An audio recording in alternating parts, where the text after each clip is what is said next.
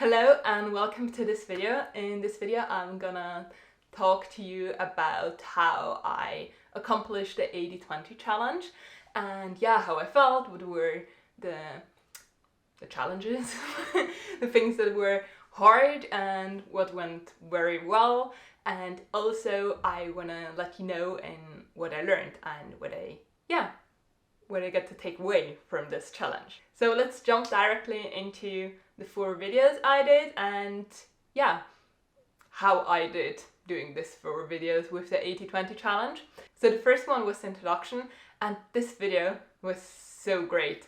I've recorded the introduction in, I don't know, maybe 17 minutes or something like that. I cut it down in no time, and then I made the thumbnail and it went so good. I was so pumped on that, and it was like, yes, I'm gonna rock the whole challenge, no problem. Why didn't I tackle my videos like this sooner? And I was so hyped and so happy about it, and I feel like this motivation starter or kicker was so great for me, because then the second video, the one about the memory recall and the memory and memory recall function, was just the opposite. Because I had like this multiple camera. I had the A7 III over there and also my phone recording the A7C here. And with that I had some trouble, or the recording was quite okay. I had trouble, the phone sometimes moved. You see that in the recording as well in the final video. I couldn't cut it out. And what tired me out the most was that it took up so much time.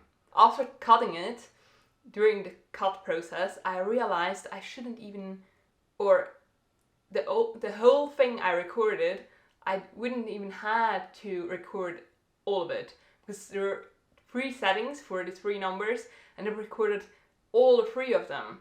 But now I learned out of this situation that talking through all these 3 settings for these 3 numbers, or talking through all these settings for these 3 numbers, just took up far too much time. And also, if I try to cut it down to the minimum for each number, it will be, I don't know, 40 minutes, 50 minutes.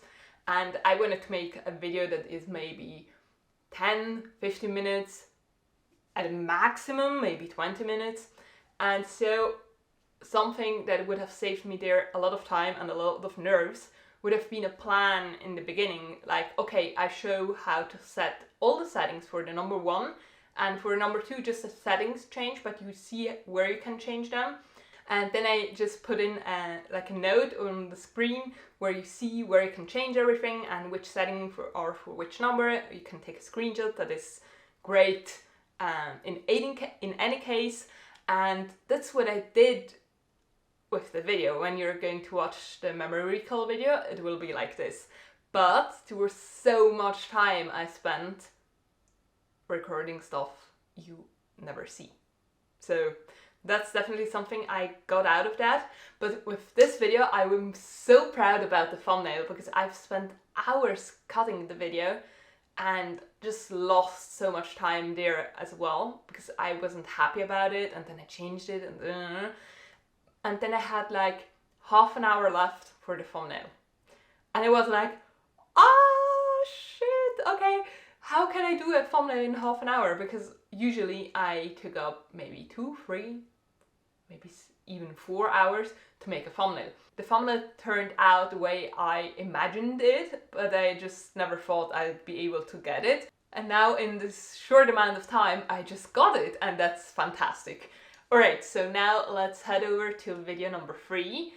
And with this one, I had quite some struggles, or it was challenging in any case. I started with it on Friday, but then I didn't feel good, so I stopped it and continued on Monday. I wasn't in that a good state of mind, because I felt like this immense pressure, because I only have today, Wednesday, and from tomorrow I'm done working. So from tomorrow my holiday starts and private stuff starts, and so I had like this deadline. And for video number 3, the deadline was yesterday evening, and that made me so nervous. And I was like, okay, I need to do this like this, and I did it. I'm very proud of it that I did it and that I finished it and that the upload is prepared and everything. But I had a few mental crises in between. I need to admit that for sure. So, if there is something I got away from yesterday, is that putting up pressure isn't good at all and isn't going to help me out. Well, it's quite obvious, but I just fall into the trap all the time. And now we come to video number 4, this one here. Since I'm recording the video right now and I'm going to cut it today and then make the upload and everything, right now it's hard to say how this video is gonna be for me behind the scenes. But what I can tell is that now the recording is going pretty well. In the beginning I had some struggles just to come into the flow, but now I'm very happy about how it's working, how it's going on. And with that, I hope that this will help me out a lot during the cut process, because I realized that with the first video, with the introduction video, that when I'm in a good flow during the recording, then the cut is so much easier. And I really count on that for this video. Okay, so now this were just... no, there's one more thing that I can tell you. I can blend you in the videos and show you the amount of time I used to produce each video. For video number 1, that it was so good, I used 1 day. Just as a quick side note, the original goal was to make a video in 1.5 days. Video number 2 took me 2 days, so there I was over the time limit, and with video number 1 I was below it. Video number 3, the one I finished yesterday, I was a bit over the time limit, so I would say maybe 1.75 days, something like that. And now video number 4, I'm still recording that, so you can just read the amount of time I used on the screen, because I don't know that yet. So that's about that. And now we skip up to the most exciting or the most interesting part, at least I think that myself.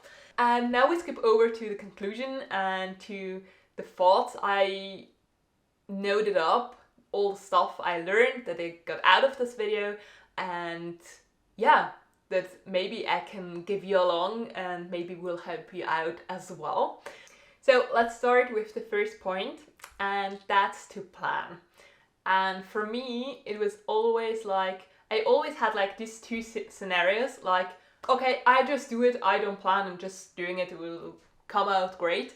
Or on the other side, I planned everything so perfectly and so, every detail out of it I planned, that I spent so much time planning and ended up losing so much time there, because until I even started to do the task, ages passed in between. And maybe in this long period of time I was like, oh well, yes, I could make something else, it's not that good anymore. Okay, so what I learned out of this challenge is that something in the middle is great. Like to have an overview or like a big plan, so that you know the general direction or in which order you want to tackle something, but don't go too much in the detail, or at least that's what I learned for me. Because if I go too much in the detail, then I lose myself. The next thing I wrote up in my notes is, it's kind of the biggest challenge for me in this situation, or was in this challenge the biggest challenge for me. So that's it, to not be stressed by the time limit. Instead of being like, oh my god, I only have this amount of time, and then until this evening everything needs to be done, and I can't do this, and it's so scary and everything. Instead of thinking like that, being like chilled, yes, work and look that I'll go through with this this task I'm tackling right now, but be like chilled with it and be like more in a state of mind of being happy that this evening or at the deadline I'm done and then I have free time or time for something else. And now let's go over to the next one, and that's the biggest learning I have from this 80-20 challenge. I wrote it down so well that when I read it for you. So when I realize it takes too much time, don't go on and try to work even faster, but make a cut and find a solution that fits the available time. And that's such a game changer to me. At least when I get to do that, when it works out, that I can actually take a step back when I realize there's no way I can finish this project like this. And if I can take a step back then and take my time to find a new great solution that is fine, that is not only fine, that is perfect as well, that I'll be happy and that you won't even notice that it wasn't the first plan. If I can do that, then I'm the master of the 80-20 challenge. And at least in my perspective, or with my challenges regarding a shorter deadline, but that's something that helped me out so much. I wasn't able to do that with every task, I just didn't manage it, but when I managed it, it was so great. And it made me so happy.